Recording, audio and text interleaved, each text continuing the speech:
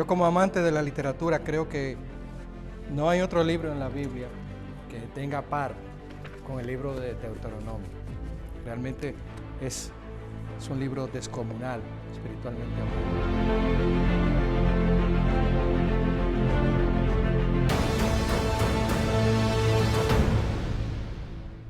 Queremos compartir con ustedes algunos planteamientos sobre este libro de Deuteronomio. Deuteronomio en el resto del Antiguo Testamento. Si bien Deuteronomio fue un libro escrito en el exilio de Moisés, en el desierto posiblemente cuando salió de Egipto, Dios le dio esa tremenda revelación sobre Génesis y el Deuteronomio. Él lo escribió en el desierto. Y este libro de Deuteronomio fue la base espiritual para los profetas y para el pueblo de Israel, o el guía espiritual de los profetas. Notamos que en el verso para esta semana, o el principal, que lo encontramos en Deuteronomio 10:15, nos dice lo siguiente, dice: solamente de tus padres se agradó Jehová para amarlos, y escogió su descendencia después de ellos, a vosotros entre todos los pueblos, como en este día. Es obvio que para el mensaje del Evangelio y el propósito de Dios para salvar al mundo, Él tenía que elegir a un pueblo, obviamente. Pudo haber sido un pueblo que no fuera el judío, pero bueno, ese fue el representante de la raza humana para traer el mensaje de Dios a la tierra.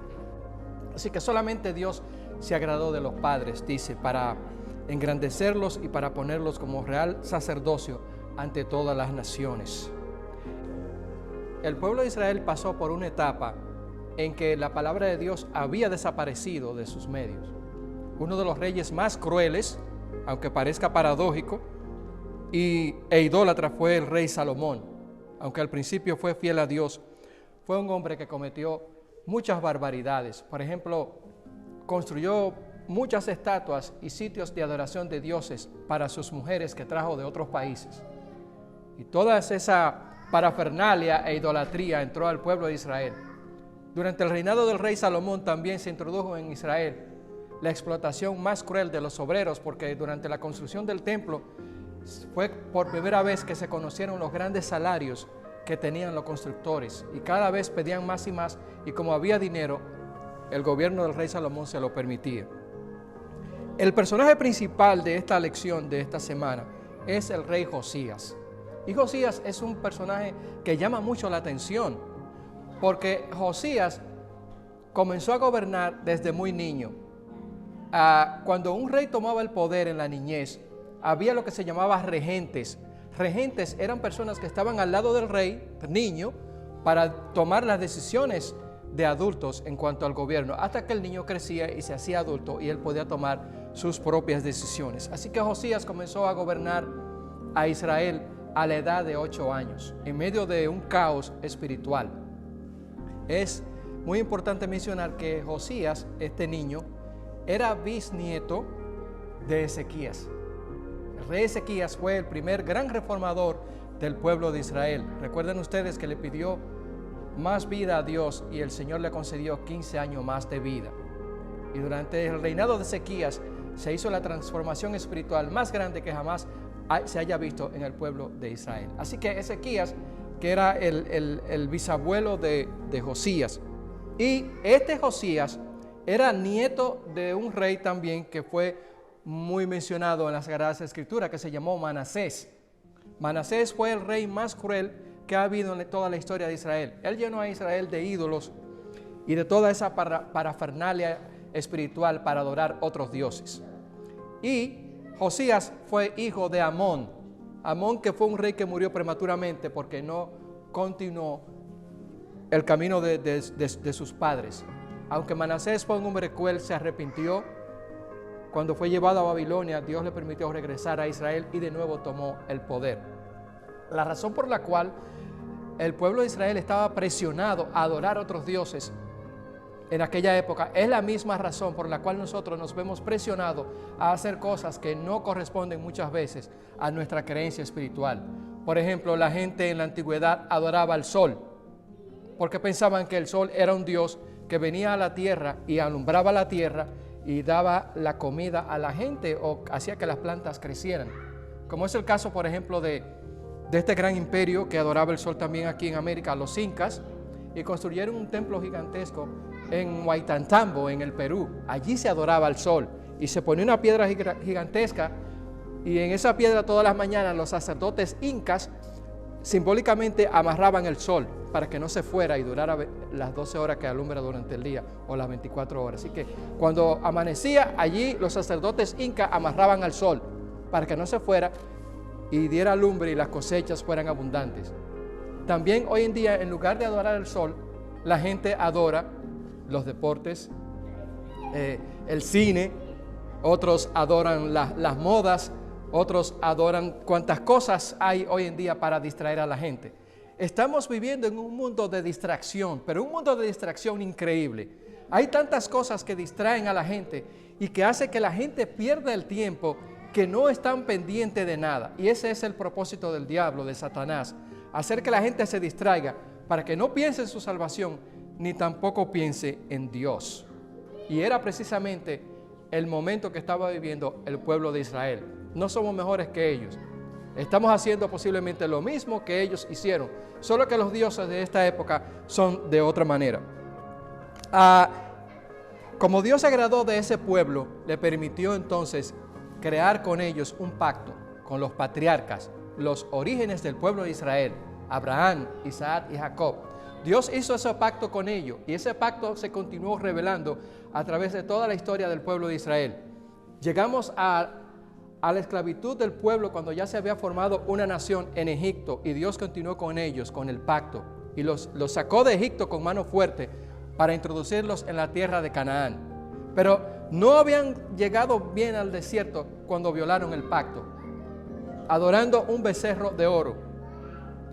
Noten ustedes la secuencia del pueblo o la tendencia del pueblo a adorar dioses, que es lo mismo que la gente hace hoy en día cuando se sustituye a Dios por cualquier objeto o por cualquier visión más importante. Entonces esa es una adoración que va en contraposición a adorar al Dios verdadero. Así que cuando Moisés bajó del monte, cuando Dios le reveló los mandamientos y fue escrito allí en la tabla de piedra, cuando Moisés vio aquel acto atroz de adorar un becerro como se hacía en Egipto, se adoraba al buey Apis, y Aarón, el hermano de Moisés, eso fue lo que hizo, un buey Apis, el dios de los egipcios. Aarón fue un hombre cobarde, porque en el momento en que debió de enfrentar al pueblo y decirle que no iba a construir ningún dios, él permitió hacer aquel dios de oro y le dijo a la gente: traigan todo el oro de sus mujeres, sus joyas, sus ahorros, que yo voy a hacer un dios para ustedes. Tuvo miedo y así se lo expresó a Moisés. Cuando Moisés vio aquello, lo primero que hizo, un instinto humano de supervivencia, rompió la tabla de los 10 mandamientos. El Espíritu Santo le reveló que rompiera el pacto y la tiró y se hizo 1000 pedazos. Se rompió el pacto. Luego Dios le reveló de nuevo que subiera al monte y bajó con tablas nuevas. Por la misericordia de Dios, Dios renovó el pacto con su pueblo nuevamente y fueron aceptados para poder entrar a la tierra prometida. Este Josías que nosotros vemos en esta historia singular de la lección de esta semana fue un hombre espectacular. Y no fue un gobernante que salió de la nada o del momento político. Fue un gobernante que 300 años antes de nacer ya se había profetizado sobre él. ¿Recuerdan ustedes el incidente cuando Jeroboam, el primer rey de Israel, que tomó 10 tribus y formó una nación, el reino del sur, estaba formado por 10 tribus que se fueron con él? Este hombre era uno de los escribas y uno de los administradores del gobierno del rey Salomón, que Dios puso en contra de Salomón por su maldad.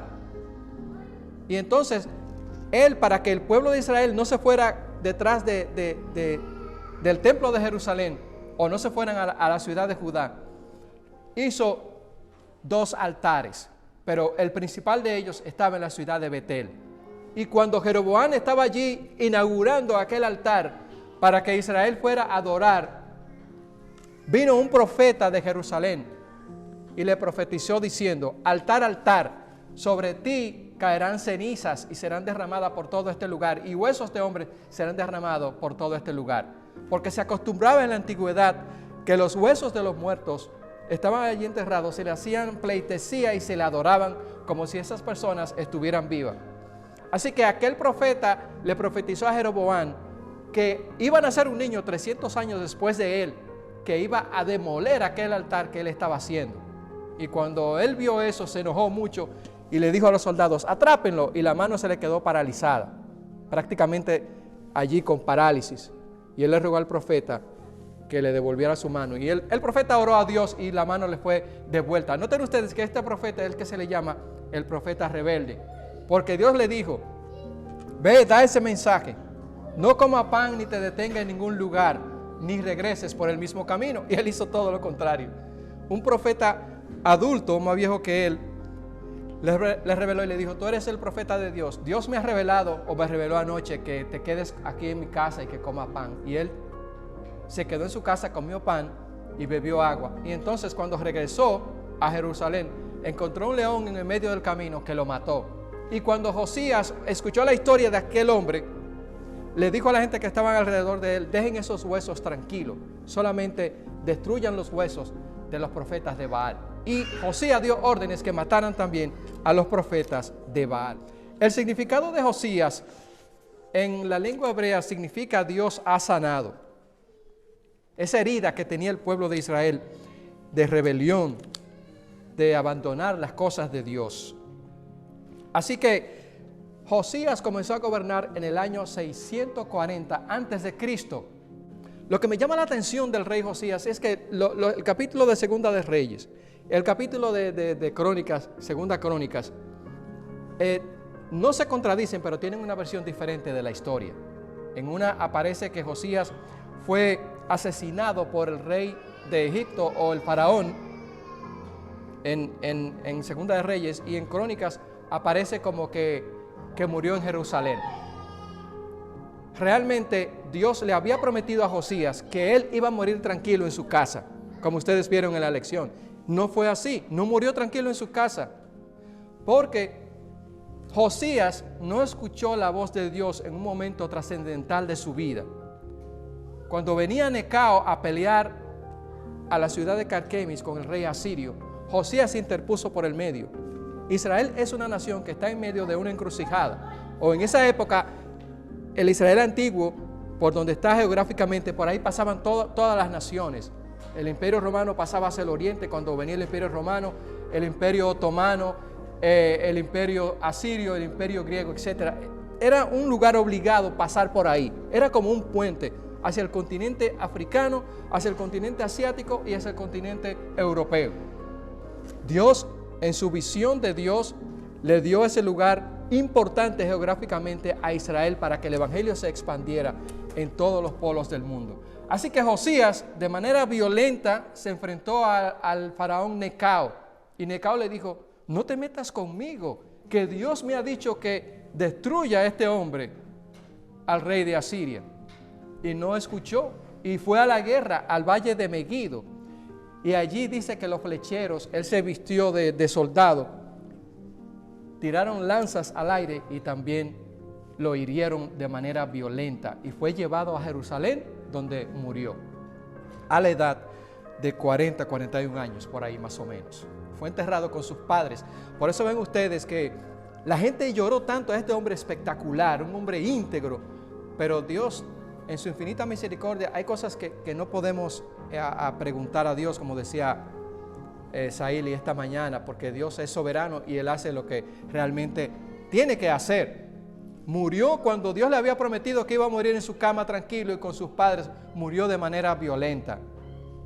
Noten ustedes algo muy importante, y es una gran lección. A veces pensamos nosotros como adventistas que a las únicas gente que Dios les habla es a nosotros. Sin embargo, Dios le habló al rey de Egipto. Dios le ha hablado a muchísima gente que no son adventistas también, en momentos trascendentales de la humanidad. No subestimemos a los seres humanos, porque en última instancia el objetivo de Dios son los seres humanos. Él ama intrínsecamente a la humanidad, aunque tiene que escoger a seres humanos para salvar a los seres humanos. Esta lección es importante para cada uno de nosotros. El profeta Jeremías lloró amargamente a Josías. Él amaba a Josías. Jeremías era un profeta que venía de una familia sacerdotal, que estaba en contacto con la familia real. No era un hombre del vulgo, era un hombre muy educado y tenía una amistad profunda con este rey, pero que desgraciadamente murió. Por eso ustedes ven que Jeremías lo llora y habla muchísimo acerca de la muerte de este hombre. El profeta Daniel, en la oración de esta semana que hemos analizado, Daniel también habla de la terminación de la angustia del pueblo de Israel y de su rebelión. Pero leyendo el libro de Jeremías también, Jeremías dice que la desolación de Israel iba a terminar ya cuando terminaran los 70 años de esclavitud. Y así fue precisamente. Por eso dice Daniel: y volví mi rostro a Dios el Señor, buscándole en oración y ruego, ayuno y cilicio y ceniza. Y oré a Jehová mi Dios, e hice confesión diciendo: ahora, Señor Dios grande, digno de ser temido, que guardas el pacto y la misericordia con los que te aman y guardan tus mandamientos, hemos pecado, hemos cometido iniquidad, hemos hecho impíamente y hemos sido rebeldes y nos hemos apartado de tus mandamientos y de tus ordenanzas. Dice Daniel con llanto y con un profundo allí arrepentimiento, aunque él no tenía nada de que arrepentirse, era un hombre, era un ser humano, y así sentía que debía de hacerlo también. Es tan importante el significado del pacto que Dios hizo con su pueblo, que Dios, por misericordia, recapitulando lo que estamos diciendo, renovó el pacto con el pueblo de Israel. Y no solamente lo renovó, sino también hizo promesas espectaculares que se han cumplido a través de los tiempos. Recapitulando esta última parte del resto del Antiguo Testamento de esta semana, se enfatizan también que el único ser que debe de ser adorado en la misma lección es Dios.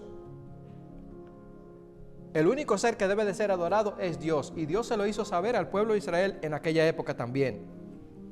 Algo muy importante que tenemos que señalar en esta recapitulación es que en el Nuevo Testamento se menciona el libro de Deuteronomio cerca de 100 veces. El mismo Jesucristo lo citó en un montón de ocasiones. También lo citó el profeta Jeremías. Otros profetas lo citaron, porque es el libro base de las Sagradas Escrituras. Y a través de todo el Antiguo Testamento se menciona el libro de Génesis. La Biblia no es un libro escrito por un escritor famoso o por varios escritores famosos antojadizamente. La Biblia es un libro escrito cronológicamente para iluminar al mundo y con ciertas pautas que Dios hizo para darla no solamente a su pueblo, sino también a la humanidad. Entonces, ¿qué pide Jehová de nosotros? Si pidió al antiguo Israel que fueran fieles, que se apartaran del mal, ¿qué pide de ti? ¿Qué pide de mí? No solo fidelidad en particular. ¿Cuál es el pacto que hemos hecho con Dios? Servirle con todo nuestro corazón. ¿Qué le dijo el Señor al pueblo en el libro de Deuteronomio? Que cumplieran la ley. Deuteronomio, obviamente, en la palabra original griega, significa repetición o repetición de la ley. Porque en este libro están las bendiciones y las maldiciones que Dios dio al pueblo de Israel. Y por eso Dios le dijo a ellos que si no cumplían con este pacto, iban a sufrir las consecuencias de las maldiciones que están en el libro de Deuteronomio. Y por eso Jeremías llora tanto y habla de la rebeldía de este pueblo. ¿De qué sirve toda esta piedad externa que tenía el pueblo de Israel si en última instancia ellos no estaban de corazón adorando a Dios? Porque uno de los mandamientos más importantes que señala el libro de Deuteronomio es que el pueblo de Israel no se olvidara de las viudas, del pobre, del necesitado, del hambriento. ¿Qué hace la humanidad hoy en día? Lo primero que hace es olvidarse de la viuda, de los huérfanos, de los necesitados, en detrimento de esas personas que necesitan el pan, que necesitan alojamiento. Y en esta oración y súplica de Daniel ruega a Dios por el pueblo. También Moisés rogó a Dios por el pueblo de Israel para que pudiera entrar en la tierra prometida, para que perdonara a Aarón. Nosotros en estas circunstancias en que estamos viviendo debemos de ser fiel al pacto que hemos hecho con nuestro Dios, de servirle con todo nuestro corazón. Quiera Dios, amados hermanos, que podamos tener presente que solo Él merece adoración, que Él es fiel y verdadero, y que todos estos ejemplos que aparecen en las Sagradas Escrituras no son por el azar, sino que han ocurrido porque Dios lo programó de esa manera. Que Dios le bendiga ricamente y nos encontraremos en otra ocasión donde tengamos más tiempo para hablar del libro de Deuteronomio.